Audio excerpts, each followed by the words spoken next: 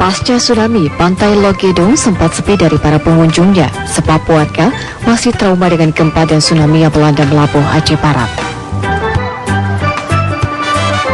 Kini pantai ini mulai dipadati kembali oleh para wisatawan lokal, seperti pantai Logedong, Suak, Indrapuri ini.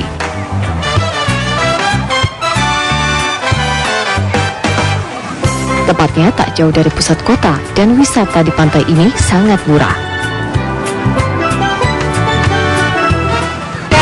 Di sini tidak mengeluarkan terlalu banyak biaya.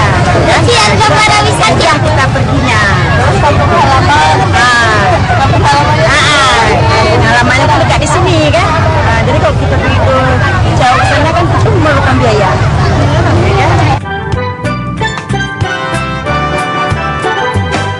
Anda tertarik? Dari Kabupaten Aceh Barat, Haidir Azhar, TV One mengabarkan.